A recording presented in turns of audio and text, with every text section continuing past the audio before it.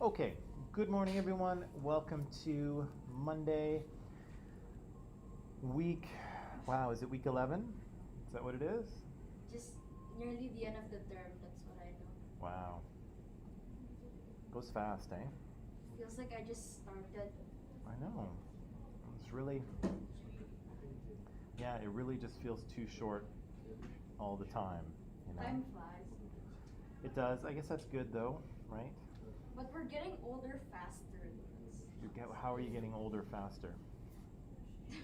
No, like time flies. You Oh, don't realize like one day you have your birthday, then like sooner then it feels three weeks faster. later, it's your birthday again? Yeah, Hmm. you don't realize it. It's nearly 2022 and I'm like, what?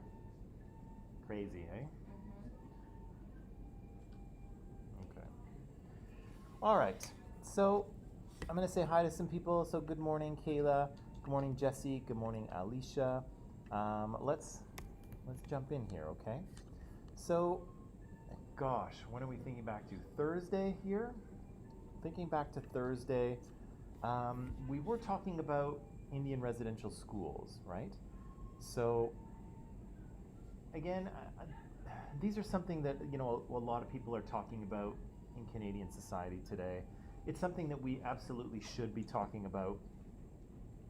Um, it's really, it's really impossible to kind of overstate how terrible these schools were, and the effects of them have been similarly awful, right? And for decades, right? Because again, you can't take several generations of children and traumatize them and expect nothing will come of that, right? That nothing will happen.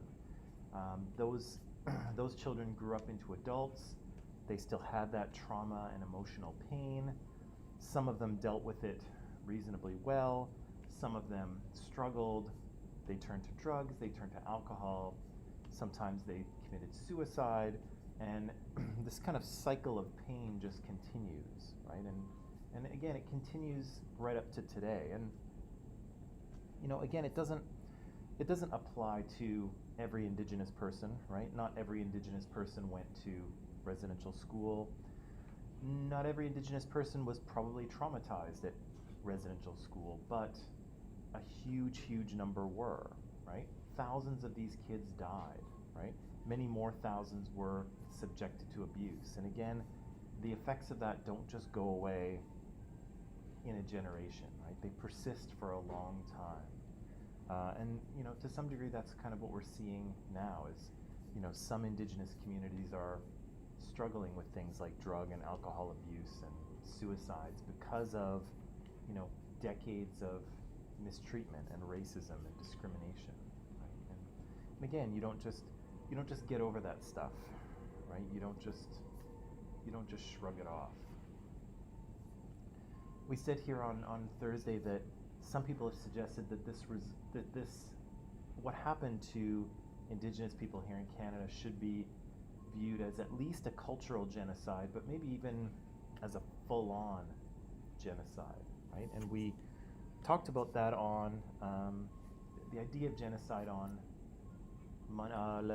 Thursday, right? Sorry, talked about it on Thursday, right? So I provided you with this definition from the UN of what genocide actually is. And so we said the UN got together after the Holocaust, sat down, and kind of mapped out a definition of what genocide was, right?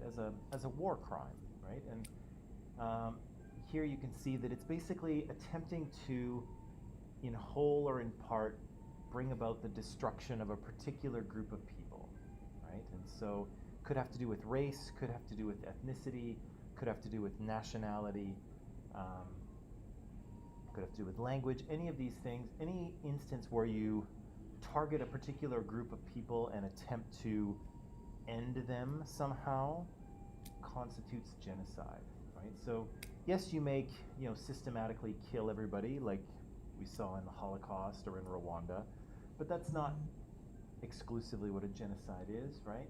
You can do various things to either ensure people you know you impose living conditions to make sure that people will die. So I don't know if we've talked about this, but if you look at what Joseph Stalin did in Ukraine in I think it's 1933, I think 1933, where he basically confiscates Ukrainian grain and seals the border and just leaves the Ukrainians to starve. Many people have argued that that's a genocide.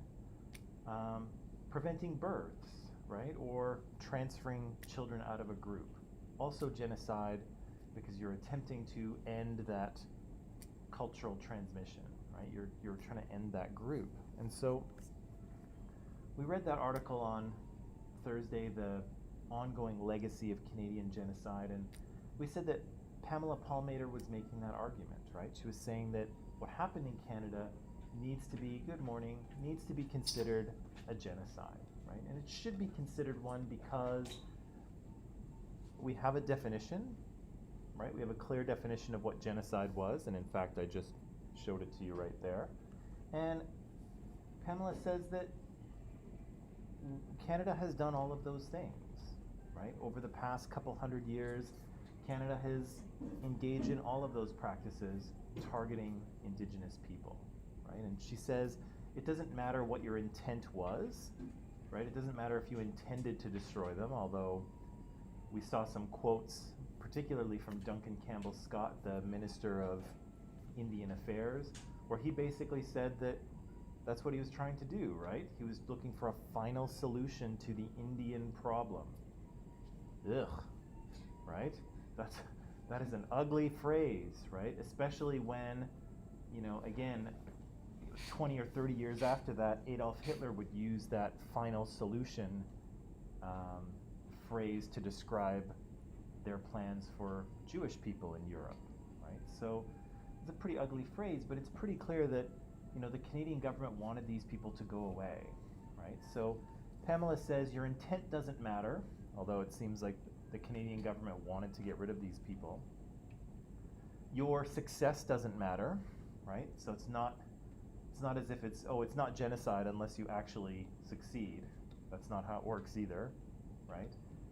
It doesn't matter if you kill a lot of people or a few people. That doesn't matter either, right? It matters if you do these things, right? And Pamela says the Canadian government has in fact done those things, right? So she argues that, yes, there's a difficult relationship between Indigenous and non-Indigenous Canadians, but it's it's more than that, right? This has been a pattern of genocide over decades, right? And it's been kind of slow, it's been kind of disorganized. The Canadian government, of course, hasn't gone around and started killing people, right? That's not how it's happened here. It's happened a little differently, but it doesn't change what it is, right?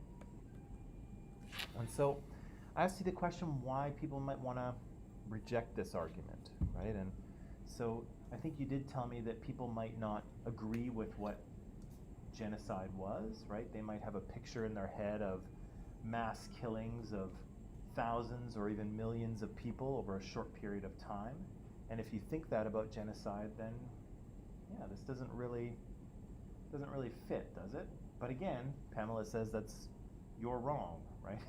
Killing thousands or millions of people in a short period is not only what genocide is, right? Some people might want to reject this because it's a heavy word, right? And it's not a word you're used to hearing associated with Canada, right?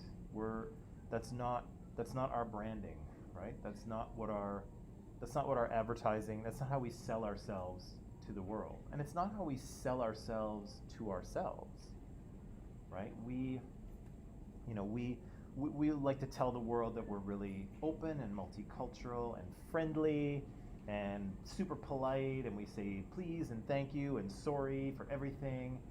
And to some degree that's true, and we kind of believe that's true as well. But there's other parts to that story, right? Uglier parts that some people don't want to acknowledge, right? Don't want to think about. Privilege has something to do with it as well, right? As a non-Indigenous Canadian, you kind of have the ability to ignore this, right? You can just sort of say, ugh, this is all, this is too much, I'm busy, I don't want to think about this or deal with it, right? And again, that's the privilege you have as a member of the dominant group. You get to ignore this stuff. I'm not saying you should, I'm not saying it's good to ignore it, but you can, right? And again, as an Indigenous person, tougher to ignore, right? When this happened to your people, when your life has probably been affected by what's happened historically. Maybe you have parents or grandparents that went to residential school.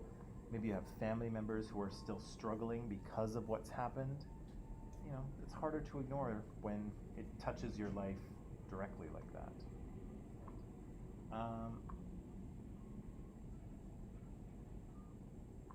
The other thing is that this book, this idea is kind of tempting to reject because, again, it challenges the power of non-Indigenous people, which we, of course, have in this country, but also challenges our identity, right? It challenges how we feel about ourselves, right? Lots of people want to think that they are the good guy, right? The hero of their own story. And for a long time here in Canada, us kind of white people like to see ourselves as the heroes of our own story, right? This is this country that we've built, we've come kind of a long way in 150 years. It's a pretty good country, is it not?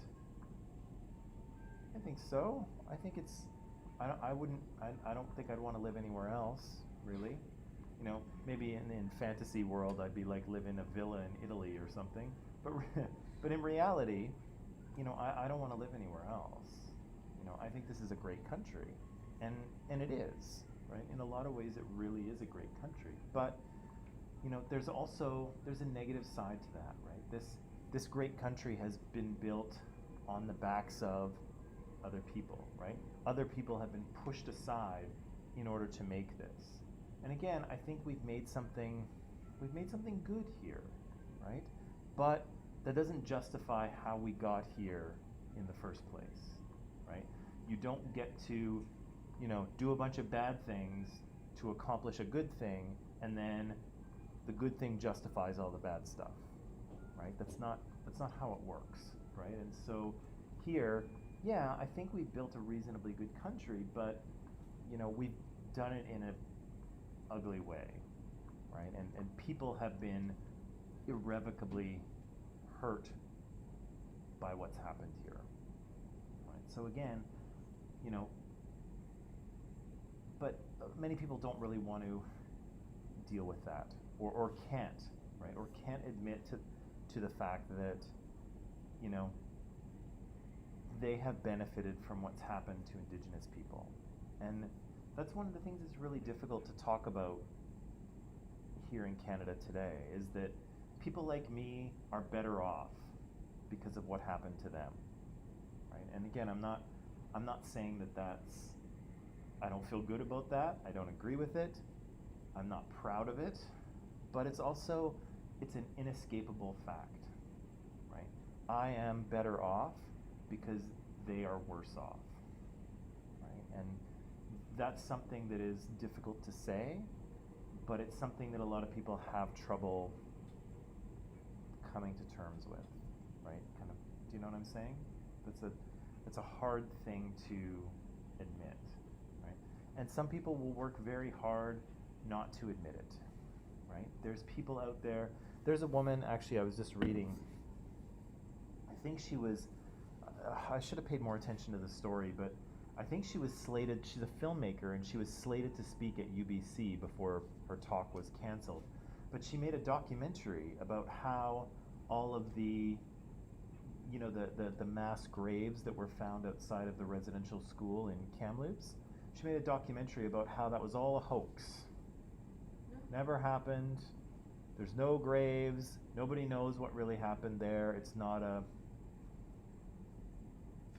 all a hoax, right? And again, I won't get too far into what other stuff she says, but I kind of see that as that last point, but in an extreme fashion, right?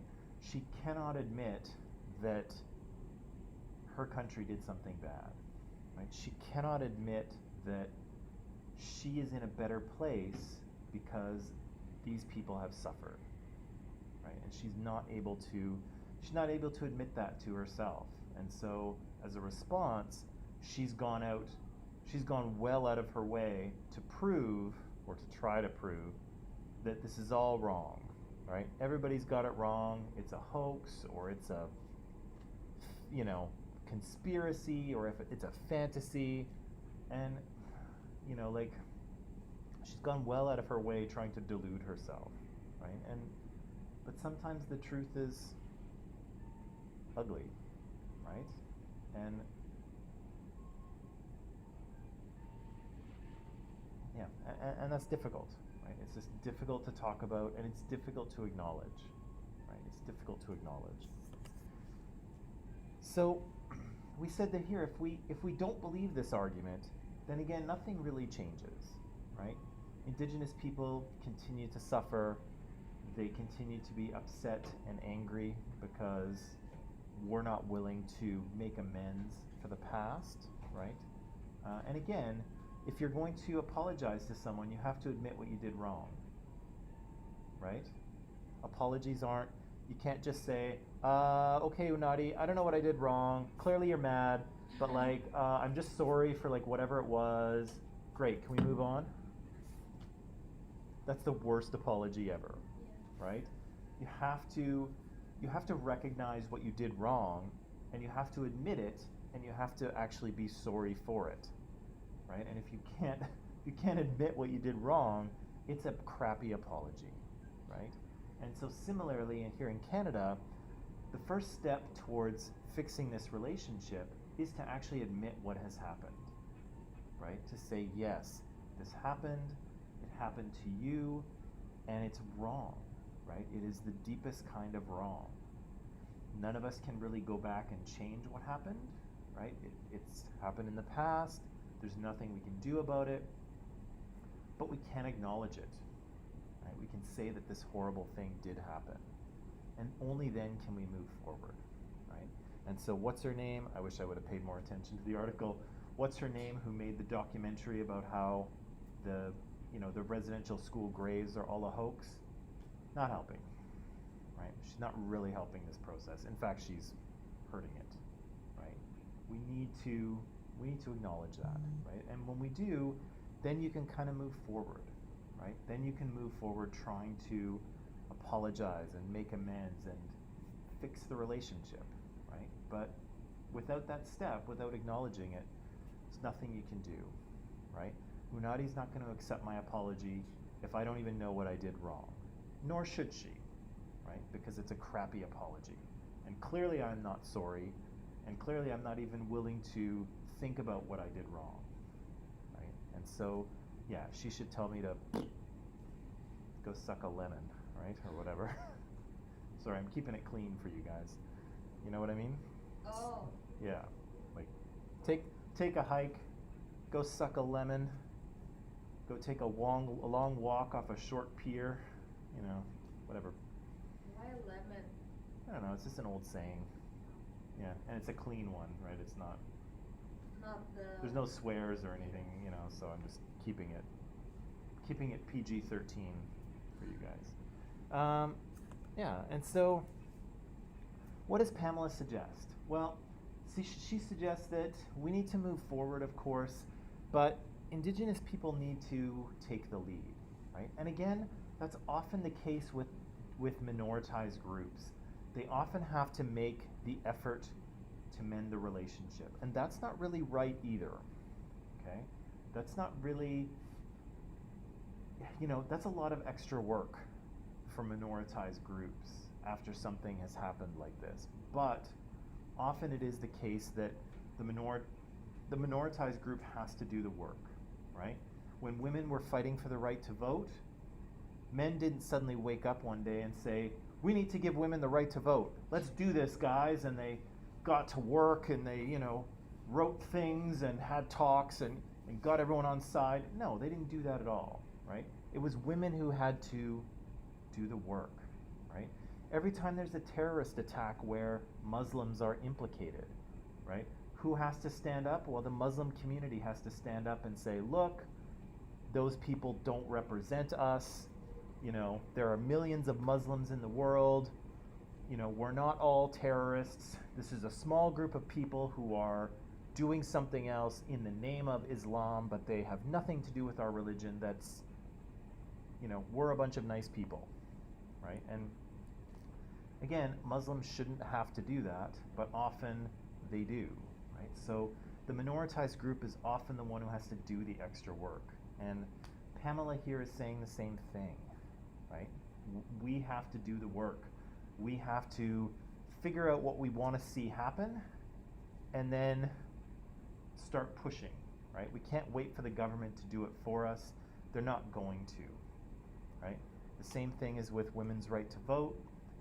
Men weren't going to just give women the right to vote if they waited long enough, right? Women had to push for it. They had to fight for it. And here, Indigenous people have to fight for it too.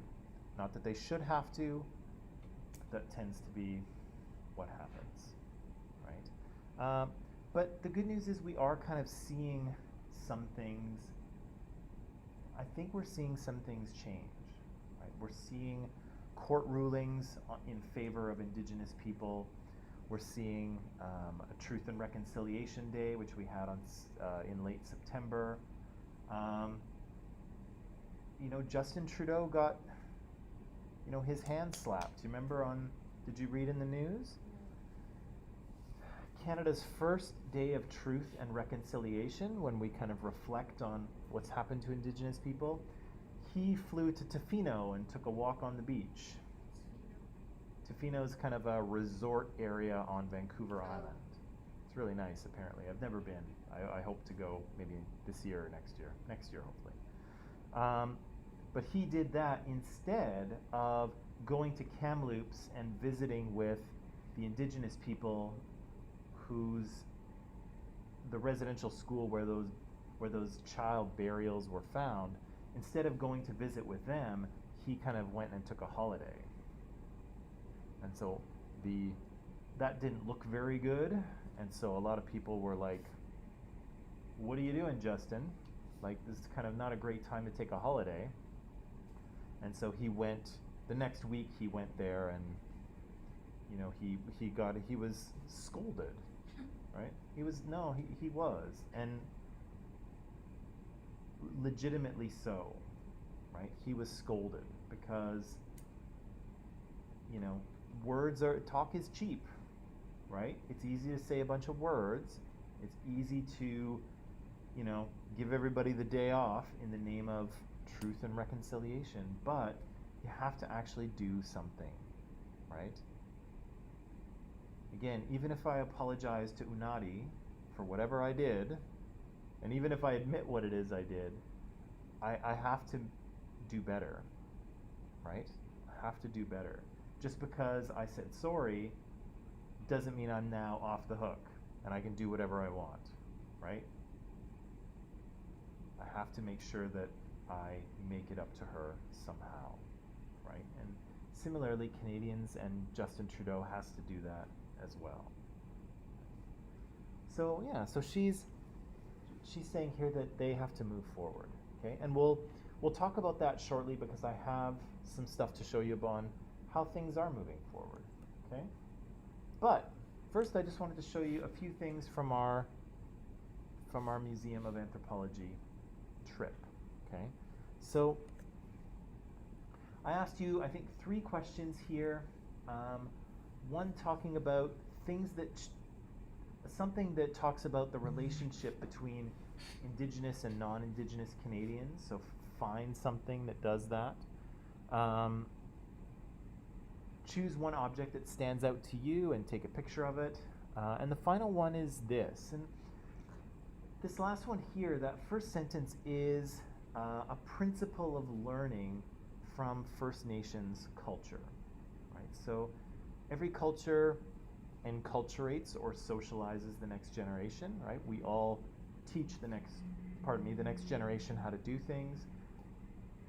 And this is a principle from Indigenous culture about education, right? So learning is holistic and reflexive and reflective and experiential and relational, right? So learning is focused on exchange and relationship and sense of place, right? So I asked you why it was important to come to a place like that to kind of learn about Indigenous culture, okay?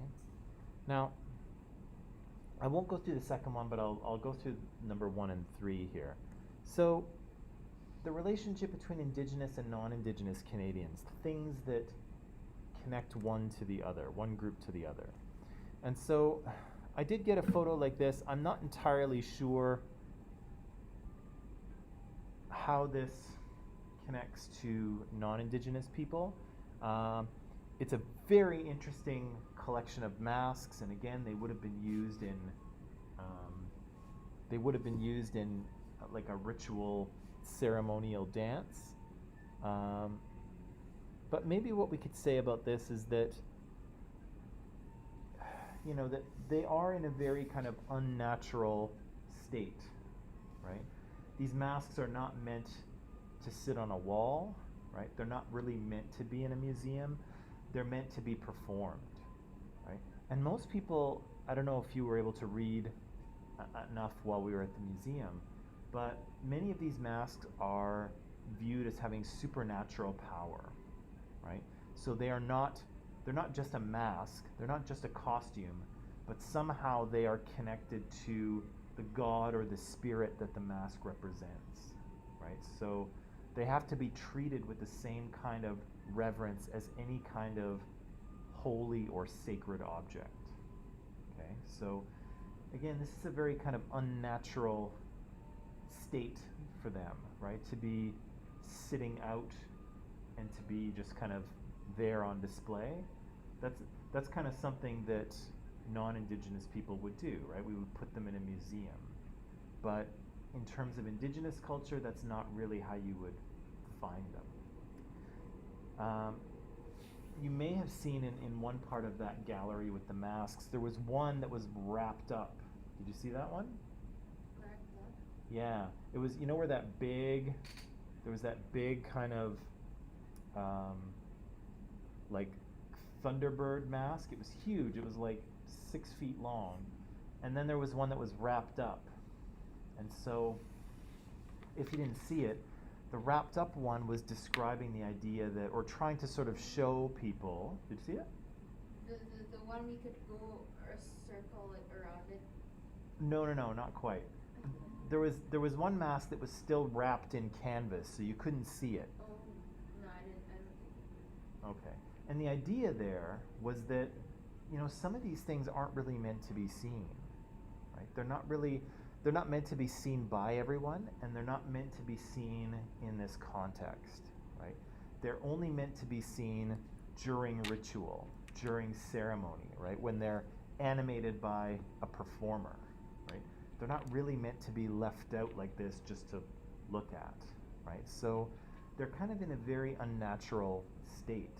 And, you know, it's great that we're able to see these things. Like, I really value that we're able to look at them. But for Indigenous people, this is a very kind of non-Indigenous way to see these things, right? So great for us, very helpful, but not normal, right? Not normal for them.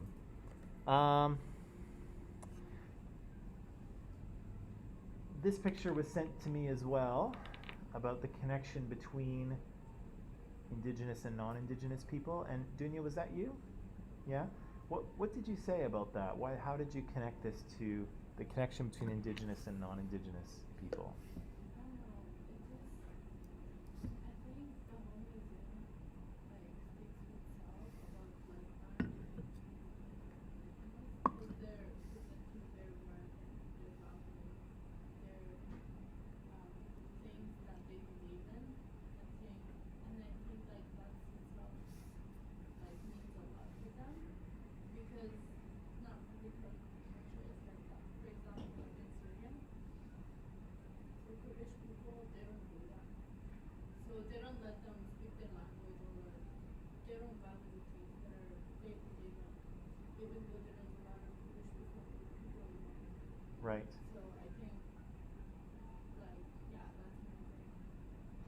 So And then they put like everything in detail that they believe in. I don't know. They're kind of showing that to everyone. yeah, and that's a good point too, right? Is that, in some places not all cultures are really able to speak and to share, right? But hey, yeah, not all cultures are able to speak or to share, right? And here, Indigenous people are able to do that, and so a lot of people who design museums and sort of run them think of museums as kind of a conversation, right? So just the fact that we're at the museum, we're kind of having a conversation with Indigenous culture, right? We're seeing these things, we're reading about them, we're thinking about them, we're talking to the person next to us, and so, yeah, the whole museum in some ways is a connection between two groups. Yeah, especially like for white people, because like for example, in the past they did that, but now they're like, oh, like they're presenting it and then they rather, So I think, and they're showing it and they're putting everything up to everyone. Yeah. So yeah, I think that itself is a connection. Yeah, exactly, right? Great sculpture too. Love that one. And I got this one as well, and I kind of nudged this person in the direction of it. But what's the connection here between Indigenous and non-Indigenous Canadians, Eunice? Because it's the like declaration that the indigenous people didn't actually give the land to the was that Canadian government? Was it? Yeah, Something like that. Or to just white Europeans? Yeah. Then Yeah, it's a declaration by the Indigenous people who traditionally lived in this area around Vancouver. They're called the Musqueam. It's a declaration by the Musqueam people saying, this is not a treaty. We never gave our land to Europeans. We never sold it to them. We never gave it up. We never signed anything, right? Europeans just came into our land and set up shop, right? But this area here, and I don't know how well you can see the map, but that's basically all of Metro Vancouver, Richmond, Burnaby, parts of Port Moody and Coquitlam, North Vancouver, West Vancouver, and kind of all the way up closer to Whistler. That was all their, this is all their land. And they didn't sell it or give it up. People just moved into their house and never left, right? And so this is them saying, we never gave this up. We didn't sign any treaty. We didn't sell it. We didn't, nothing, right? You people are here, but this is our land, right? Yeah, and someone sent me this one as well. Again, that might be a similar thing, right? In terms of showing all of these different Indigenous cultures that, once were the only people here, right? And this is their land, right? They were here first, and we just kind of showed up later and didn't leave, right? The British colonized India, but at least they left at the end, right? But here, the colonizers never left, right? We're still here. The third thing I talked to you about was this, the idea that learning is holistic and reflexive, and why is it important to come to this place to learn about Indigenous culture? And so people gave me answers like this. It's more efficient to observe. Yeah, well, you can definitely see a lot more, right? It's a different experience, looking online versus walking in and looking around, right? Yeah, I won't read every word here, but yeah, it does kind of. It's a good point. It does kind of normalize culture, right? You get to see these people and see the things that they might have used that connect to your own way of life, right? things that maybe, you use similar things, or you do similar things, you believe in similar things. And so you can see kind of connections with your own life within the way they live theirs, right? And again, there's something about being in the place, right? There's something about being in that location. Yeah, I won't read through all of this one as well.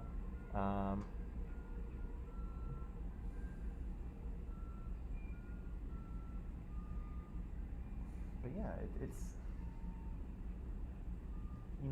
to Indigenous people, location is important, right? Place is important, land is important, right? And so often, probably in our modern culture, we're very disconnected from the place that we live in, right? And in some cases, that's because the places we live in are very artificial, right? If you look out the window, it's hard to really see anything natural, right?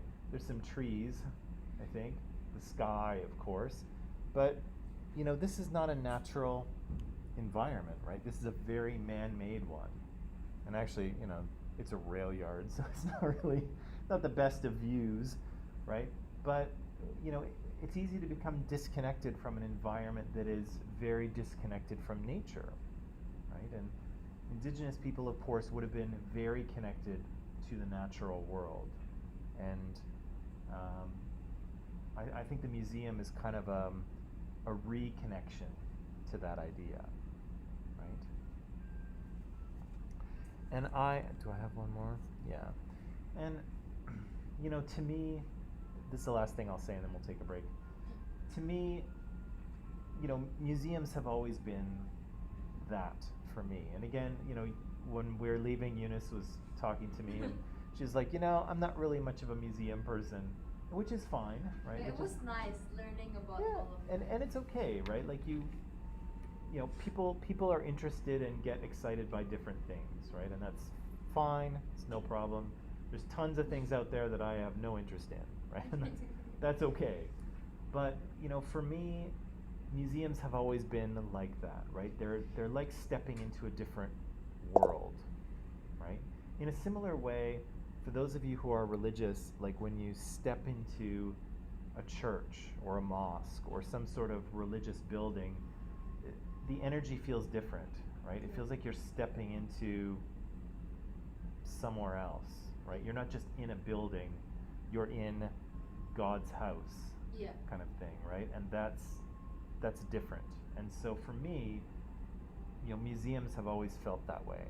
They're not just a building, there's something else there, right? And not maybe supernatural, I don't know. Not godlike, but just there's something else alive in there. And you're entering into a different time of history, a different place, a different culture, and you're really somewhere else for the hour or so that you're there. And again, if it's not like that for you, it's okay.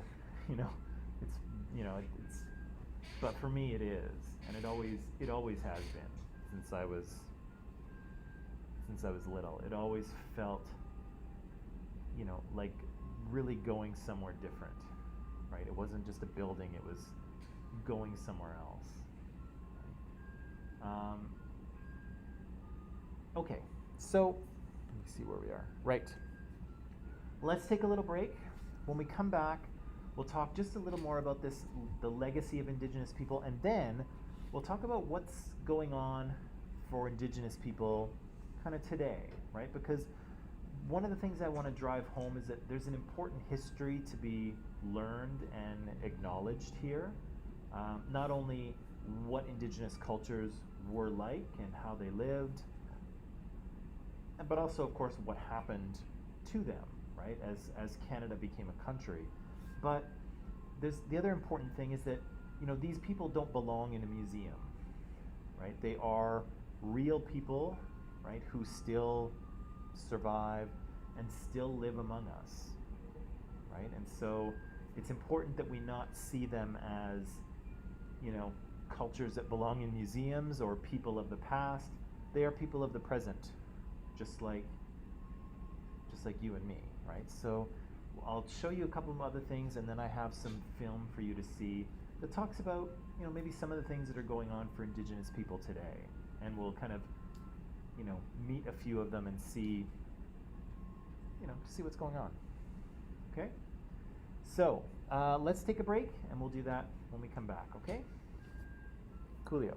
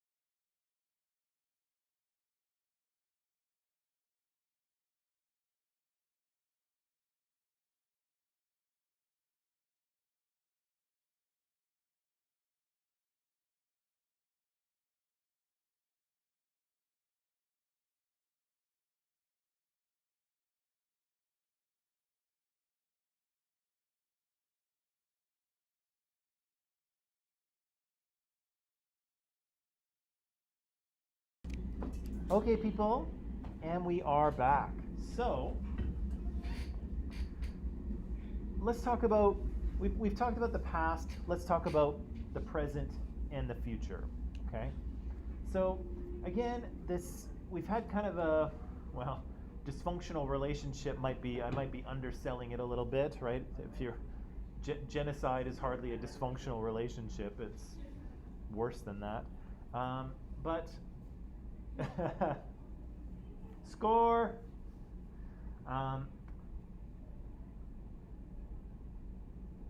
the legacy of this kind of what's happened to Indigenous people continues today. And again, we talked about statistics in the last unit, right? We talked about looking at statistics and numbers to tell us what's happening in society as a whole, right?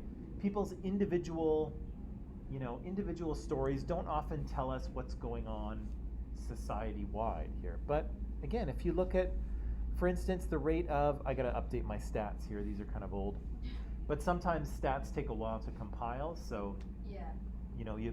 they're always at least a couple of years out of date, but I need to update these. But yeah, the rate of employment for Indigenous people is far lower than for non-Indigenous people, right? You are much more likely to be unemployed as an Indigenous person in Canada than as a non-Indigenous person in Canada. Look at the median after-tax income. So the average that people have, after they pay their taxes, pretty big difference, right? Actually, both of those numbers seem shockingly low, but still, big difference, right? Look at high schools. This is something we can all relate to here. 30% of the Indigenous population does not have a high school diploma, as compared to only 12% for non-Indigenous people. And as I think most of you probably know, if you don't have a high school diploma, there's not much you can do, right? You can't go on to university or college. You can get a job, but there's not many jobs that'll take you without even high school. It's not high paid, even if you can get a job. Yeah, and it won't be high paid, right? The days of just having a high school diploma are kind of over, right? My dad did that. He only had a high school diploma, but when you start working in the 1960s, that was still okay, right? Not okay anymore. I think back then it didn't really matter. It was starting to matter, but he managed to do okay for himself anyway.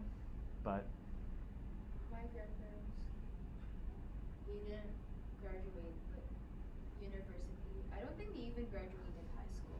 no. Yeah, it was different, right? Education was different back then. But yeah, so let's look at health, right? So if we look at the Human Development Index, so I forget, I think this is the UN, the United Nations, that does this, but they sort of calculate a number based on a country's life expectancy, so how long people live, how much they make, their per capita income, and literacy rate. That's how they measure education.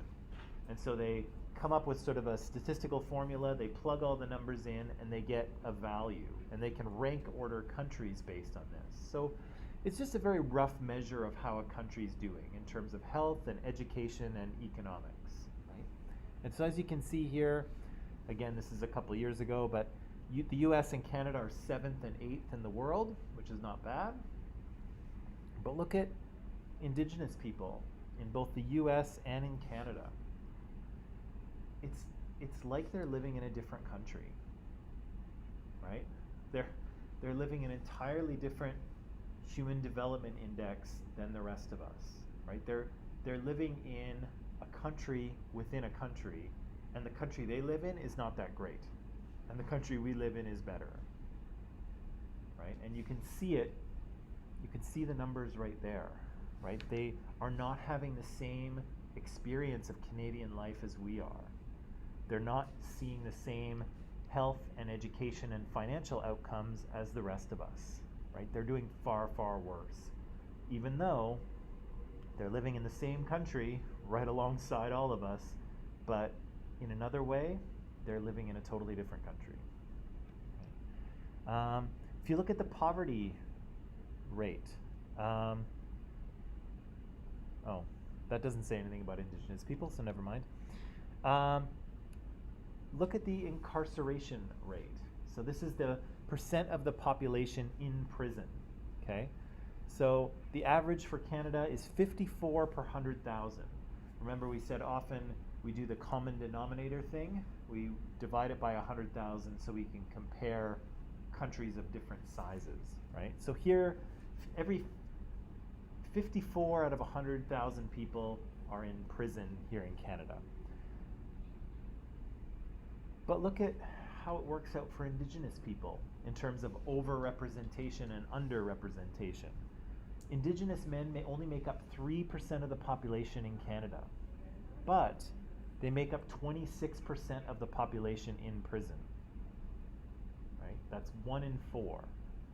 So again, if all things were equal, if there were 3% of Canadian men were Indigenous, you would expect that in prison it'd be about 3%, give or take, right? One way or the other. But we're seeing a big difference, right? 26 is nowhere near 3. And so they're hugely overrepresented. If you look at the people coming into prison, so people who have just entered, 25% of those new admissions are Indigenous men, right? 1 in every 4 men who goes to prison is Indigenous. Look at for female admissions. That's more than 1 in every 3, right? That is a lot, right? Again, Indigenous women are 3% of the Canadian population. Look at for youths, 41, right? That means that almost 1 in 2 people going into youths going into prison are Indigenous, right? Ding, ding, ding, ding, ding. That's a red flag, right? They are way overrepresented in prison. What's going on, right? What is going on? Are Indigenous people committing more crimes? Are they being convicted more often? Are they being given harsher sentences, right? Are non-Indigenous people, getting probation or community service or fines, whereas Indigenous people are going to jail? What's going on here, right? And again, the numbers don't explain what's going on, but they do tell us what is happening, right? And here we have a big problem, right? There's a big difference. Yeah, and so lots of numbers here. Sorry about that. But look at the life expectancy. If you're a Canadian woman, you can expect to live about 83 years, okay, on average. But if you're an Indigenous woman, you'll probably only live about 75. That's an 8-year difference on average. That's a big difference, right? Because those numbers come from all of the deaths in Canada, right? Those are big numbers. Those aren't little samples like we talked about. That's the whole data set. And that's an average of 8 years less. That's a long time, right? That's almost half of some of your lives, right? It's a big difference, right? If you're a man, it's a little bit worse, I think. You can expect to live 79 years in Canada as a man, but if you're an Indigenous man, only 70. Now, almost 9 years difference. That's a long time, right? You guys were what, 8, 9 years ago? Or maybe a little bit older or younger. That's a long time, right? Look at this. Yeah. Suicide rates for First Nations youth are 5 to 6 times the national average. So Indigenous kids kill themselves 5 or 6 times more often than non-Indigenous kids. Wow. Inuit youth, so those are our Indigenous people that live in the far north, they're up to 10 times the national average for suicides. They are 10 times more likely to commit suicide, right? And so these are red flags, right? These are alarm bells, right? Something's wrong here, right? These people are suffering far worse educational and health and criminal and mental health issues. They're suffering far more than the rest of us, right? What is going on? Right? Yeah, in the criminal justice system, Indigenous people are overrepresented in terms of people who go to jail, but they are underrepresented in terms of people who send people to jail. Okay, so there's not a lot of Indigenous judges, not a lot of Indigenous lawyers, right? But there are a lot of Indigenous people going through the court system, right? And again, a lot of these have to do with what's happened in the past, right? That trauma doesn't go away, it damages families, it damages mental health, and in a climate of ongoing discrimination and racism, we have societal problems, right? Just like you're seeing here. Now, sorry, I'm going to jump ahead here. Reconciliation, right? How do we move forward? What's the future for this relationship? Okay, so there were a few more slides there before. I feel like I'm accidentally deleting slides. Maybe I'll look for them tomorrow and I'll put them back in. But for right now, we'll talk about the documentary I want to show you. Okay, so the documentary I want to show you is called Eighth Fire, and Eighth Fire, I'm just going to pop this into Microsoft Teams here. Eighth Fire is a series of, I think there's maybe there's 8 parts, I'm not sure. There's a bunch of different parts to this documentary. It was made by CBC, Canadian Broadcasting Corporation, and what it's talking about is what's happening for Indigenous people right now, right? What are their lives like? What are they struggling with?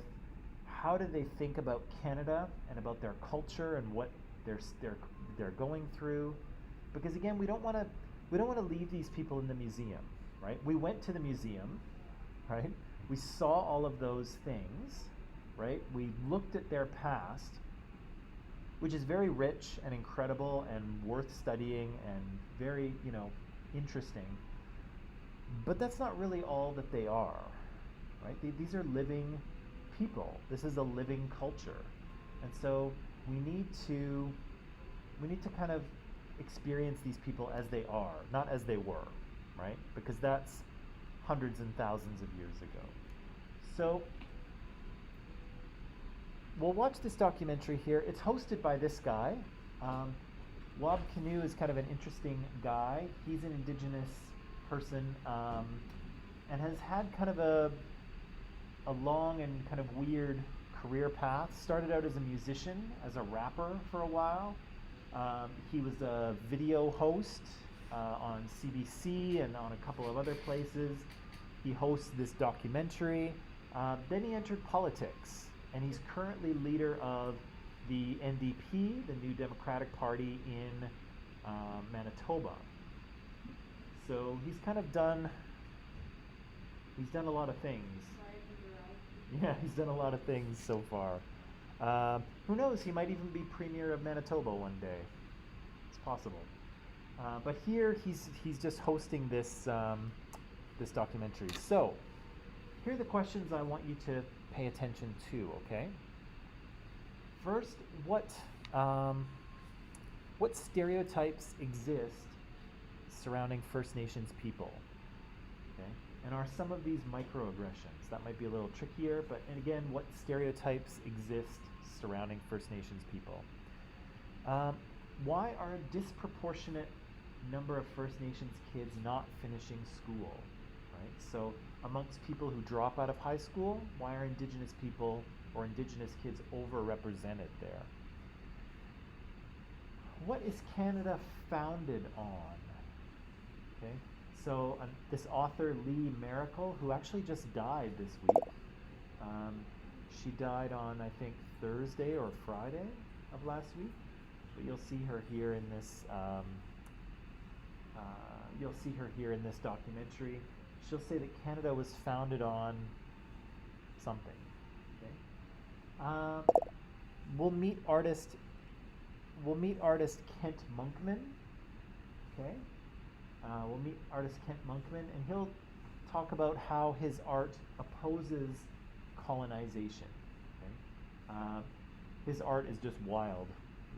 And actually, his art was being featured at the Museum of Anthropology, I think, last year. So some of the things that you may see in the documentary here, those paintings were actually there at the museum for a little while, but they're moved now. How do people become trapped in places like Vancouver's downtown east side? So if you go immediately north of here, you'll see things look pretty desperate and pretty awful. Some people get stuck in that part of town, and we'll see that. And then here, Canada's First Nations people are a living culture, but a culture that's in recovery. And so, in what ways are people kind of reimagining or reclaiming their identity and culture? Right? Canadian government tried to destroy it. How are Indigenous people trying to rebuild? Okay? Easy peasy? Okay. So, online people, maybe what we'll do here, we'll watch 15 minutes, okay? 'Cause that's all the time we have today anyway. We'll watch 15 minutes, and then we'll talk maybe about one or two things, and then I'll let you go, okay? So online people, the link and the questions are in Microsoft Teams.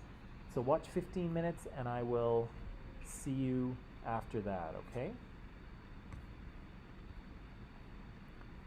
Okay, where to go here? Go. Oh.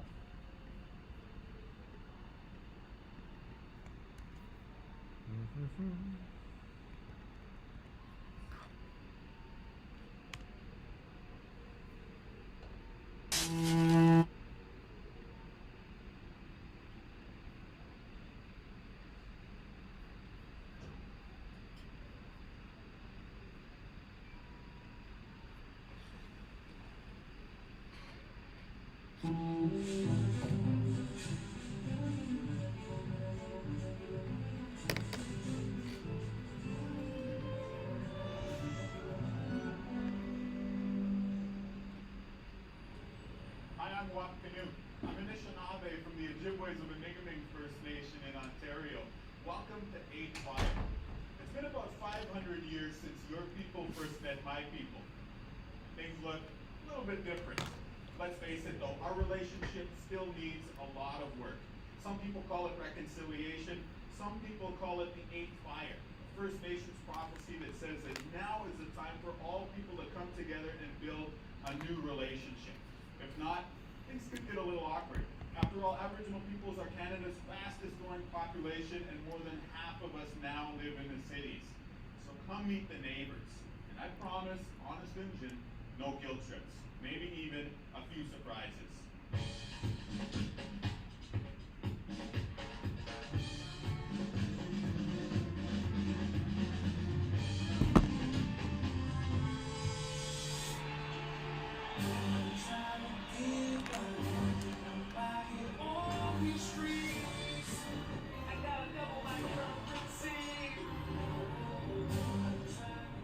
Kind of invisible almost. The only time when we really notice is when something's going wrong. Death rate, poverty, and alcoholism. I don't see myself as an Aboriginal being any of those statistics. When I hear from other Canadians that we as Aboriginal people should just get over it, I often think that they probably haven't heard enough. The biggest opportunity right now is young people in the city. Nobody's gonna go nowhere. Everybody's here to stay. Now, how do we work it out together? It's true. We're not all hidden away on reserves anymore. Here in Winnipeg, 1 in 10 people is either First Nation, Inuit, or Métis. That's the largest Aboriginal population per capita of any Canadian city. But how do we form a new relationship if we don't know each other? Almost half of urban Canadians say that they have little or no contact with Aboriginal peoples. And when they do, it's often negative. Yet, if you look past the streets, you'll find the cities are buzzing with our culture, creativity, and energy.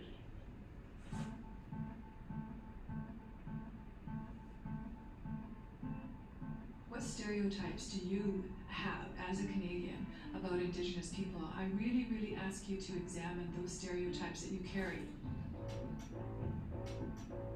You may not have ever met an Indigenous person in Canada before, and I meet many people who haven't, but they do know our stereotypes.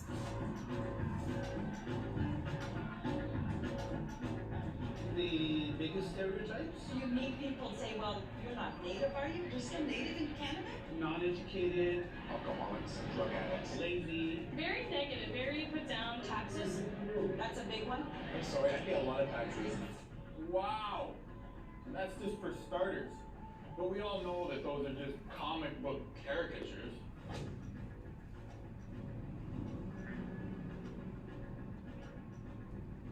I tell people I'm an Aboriginal artist, like, oh, so you carve totem poles? No. Oh, so you paint buffaloes? No, I draw comic books. It's like, Indians draw comic books? And I was like, yes, it's not a ridiculous notion to think that, you know. Steve Sanderson, who is a Plains Cree from Saskatchewan, isn't drawing buffaloes.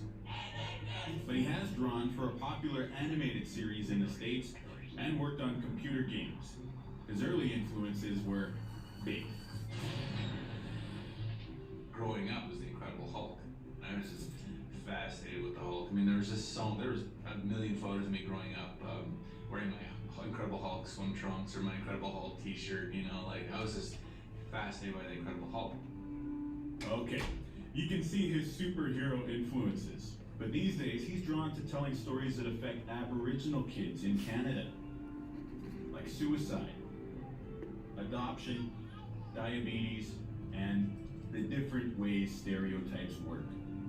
The once classic idea of a positive stereotype of Aboriginal people is that noble savage, you know, the really cool, really handsome, you know, rugged Indian. And as much as it is appealing, it is limiting. Because it's an idea that keeps us stuck in a certain time. We're no more or no less than that.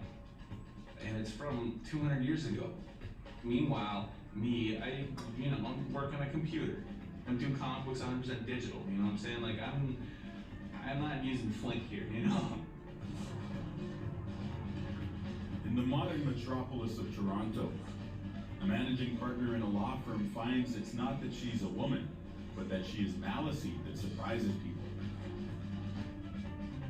I have tended to notice that when I first identify as an Aboriginal person and then someone finds out that I'm also a lawyer, I tend to get a very strong reaction. People are very impressed and like, oh wow, that's amazing and good for you. And I can't help but feel like if they just thought I was a white person, that it wouldn't be that big of a deal. More of us are joining the middle class, even though a lot of people think we're all poor and living on the street. And think young. Half of Aboriginal people living in the cities are under 25, the fastest growing population in Canada. They could be the future workforce. Problem is, too many Canadians think they're all gang members. Let's get it cracking! Let's check out the story of some young guys that seem to fit that stereotype. Gangsters, rappers, three guys. Let's go! John C., Brooklyn, and Charlie Fett. They call themselves Winnipeg's most. In a few short years, they've gained a lot of attention. It's crazy when you get kids singing our stuff. It's like, I think that means more than the money to me. It's like, you know, I'm actually changing the way people think and changing the way, you know, and hitting people's hearts.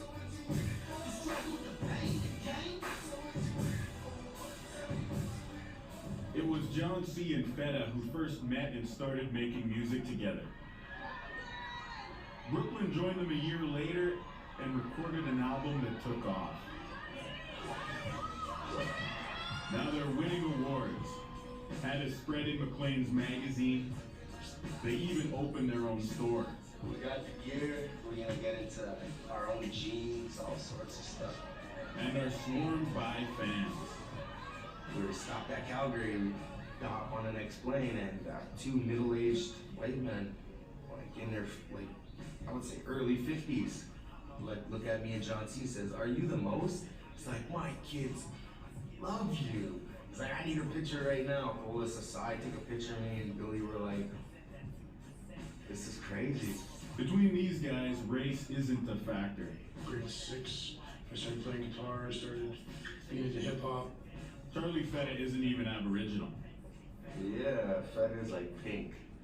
He's not even white, he's pink. Our relationship, it's like we said, we've never tried to ever be racist or ever, you know, look at that sort of aspect. I'm with two Aboriginal guys. I know both their families.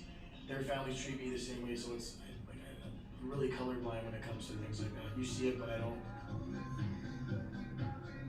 Brooklyn, who's Métis, and John C., whose mother is Anishinaabe from Sagkeeng First Nation, grew up in the inner city.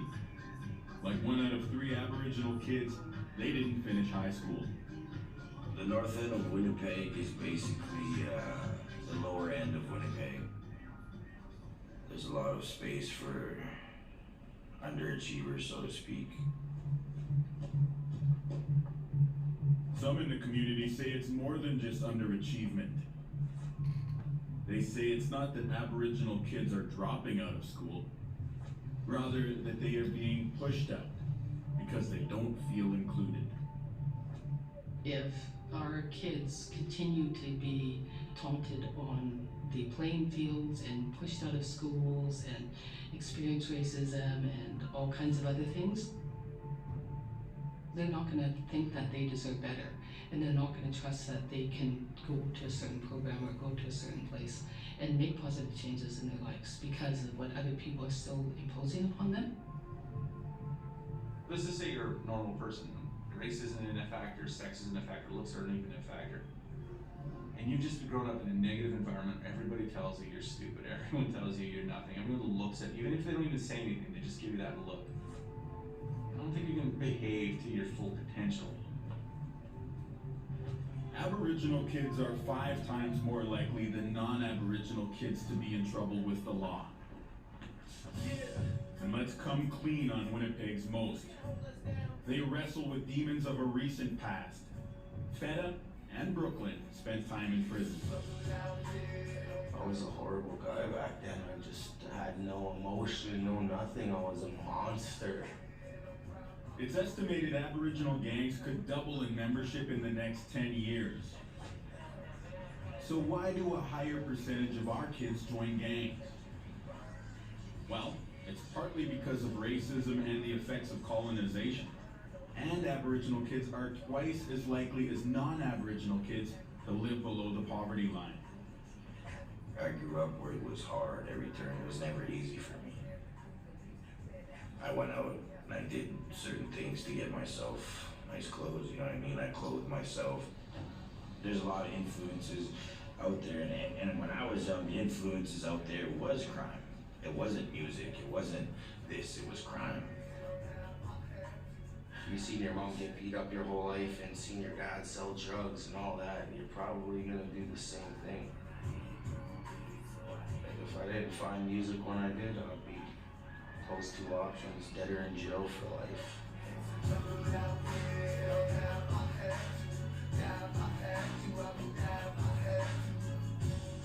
Indigenous youth are caught between 2 worlds, and they're suffering the results of this alienation and this ignorance and all of the kinds of violences and abuses and pathologies and diseases and all these things that are happening to a much higher degree to our youth than to other people. So what is it that was lost, that leaves Aboriginal peoples caught between 2 worlds, that leaves more in poverty, out of school, and in trouble with the law? The source can be directly traced to our colonial history. Way back in 1876, the new government of Canada passed the Indian Act, which made Indians wards of the Crown. The Indian Act controlled our lives. We were forbidden to practice our traditions or speak our language. Our ceremonial items were collected and burned. We weren't allowed to leave the reserve without a pass, and we couldn't go to university unless we gave up our Indian status. Indians were forced from their land and given tiny little spaces called reserves, which were controlled by government agents. We were supposed to live out of the way of the settlers who took our land. This country is founded on, I think Daniel Francis writes about it, but it's founded on the negation of Aboriginal people to justify the theft. It's just, someone comes into your house and you welcome them and then they presume they take over your house. You have to have a reason for it. Well, it's because they're not really human. And because we were cleared away from cities, most people don't even know whose land their suburban dream home has been built on. You're driving around, you're walking around, and, well, these people have a nice life here. It'd be nice if they acknowledged that they're on our territory, much less give it back. But, that ain't gonna happen tomorrow. But at least they could acknowledge it and not just try to wipe us out psychologically and say that we're just like everybody else. Much of the reserve land we were stuck with was not exactly prime land. We couldn't really make a living from it. So some people started to move out of reserves, seeking a better life in the cities, but were treated like strangers on their own land. So people were just like, okay, we have native people, we have Indian people, they come out of the bush, they dress funny, they look funny, they smell funny, but then it's okay because they come in and they go back in the bush.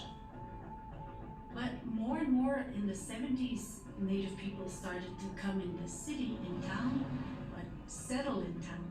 So now it was starting to be a little bit more awkward for the non-native population. So leaving the community for many is leaving behind struggles and problems and difficulties and crises. Thinking that the city is the El Dorado of a new life, but more than often you find yourself isolated, you find yourself alone, and you find yourself marginalized. Okay.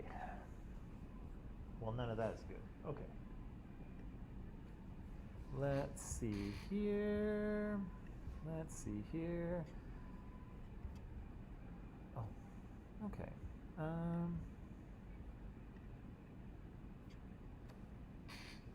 All right. So, what did we hear? Stereotypes that exist surrounding First Nations people. What did we hear at the very beginning? Gangsters. Yeah. Drugs. Right? Drugs, gang members or gangsters. What else?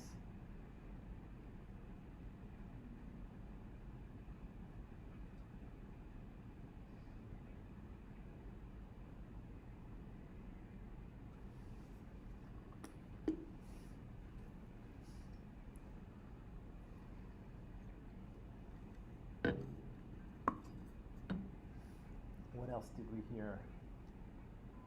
I think at the beginning they were talking about people, being lazy or uneducated or, drunk or stuff like that. So a lot of negative stereotypes, right? The idea that they don't pay taxes, right? Which again is, not true, right? Yeah, we've got a lot of these kind of negative stereotypes around, even though, some people would say that they'd never actually met an Indigenous person before, and yet they have all of these stereotypes, right? Why are a lot of First Nations kids not finishing school? Because at school they're often pushed out, so they don't feel like they're welcome there. Yeah, why do you think that, how do you think that happens? How do you think they feel that they're pushed out, or how do you feel like maybe they might not be welcome? They're treated as if they're like strangers or they're bad people, so the the other kids at school should avoid those. I don't know. Yeah, well, maybe they get kind of pushed to the side again, right? So those stereotypes are circulating through society, and teachers and school administrators are society as well, right? And so, is it possible that teachers might absorb some of these stereotypes and then act on them even without knowing that they are? Maybe, right? So yeah, they might feel that there's not a place for them. They might be discriminated against or suffer racism at school. Yeah, they might just feel like there's no place for them there, right? What does Lee Miracle say? What is Canada founded on? She just said it.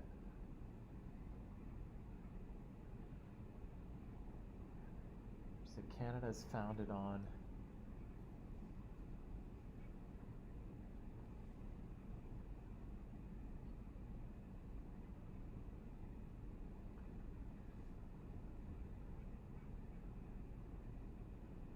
No?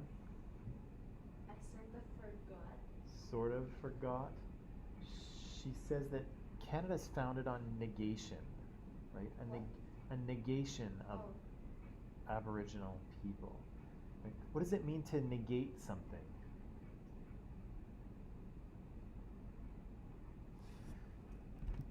I'm going to Google it. Because that's what you should do if you encounter a word that you don't know. Look it up. Negate. Ooh. To make ineffective. To nullify. Right? So to make something invalid. Right? So how do they make Indigenous people invalid? How do they nullify them? They kind of made them like live in reserves, like away from the non-Indigenous Canadians. Yeah. They kind of they physically pushed them aside, right? They kind of put them in this land out away from the cities. Here, do your thing over here, away from us, right? How do you think Canadian government felt about Indigenous culture and language?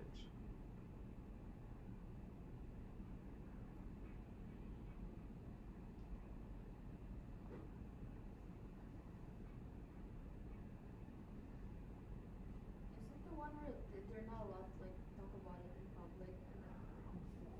Well, yeah, They're not allowed to speak the language in public. well, at residential school, they certainly weren't able to, right? They weren't able to use their own names. They weren't able to speak their own language.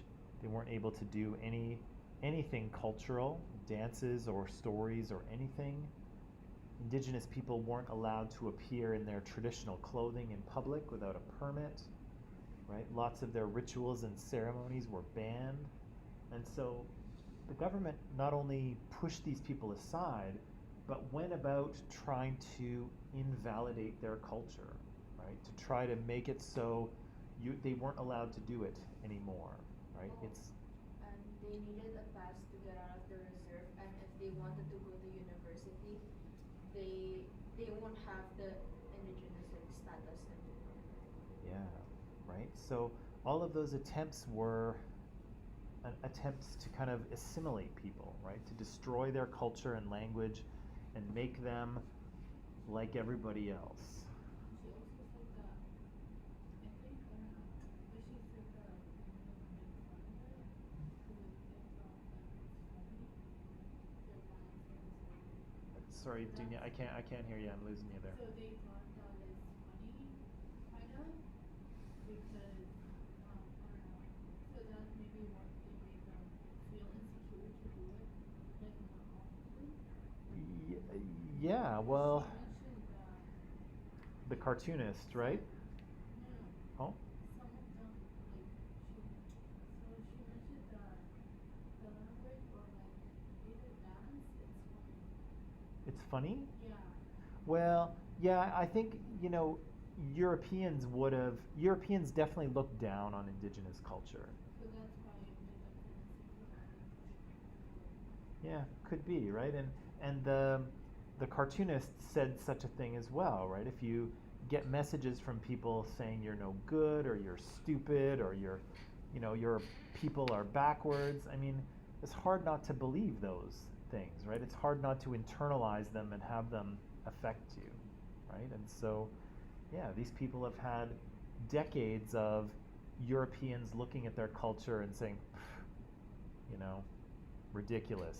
maybe they were like that in the past, but not anymore. So that's why people are stick with that stereotype. Yeah, I think that's true. Yeah, I think that's true. Okay, so we're out of time here. We're actually a little bit over time, so I apologize for that. Come back tomorrow. Tomorrow, I want to spend some time working on final projects. So we may kind of wrap this documentary up tomorrow, and then work on projects, or I may give you the whole class to work on it, and then we'll pick this up on Wednesday. Okay? Okay. So be ready to work tomorrow, one way or the other. But until then, I'll see you then. Okay? All right.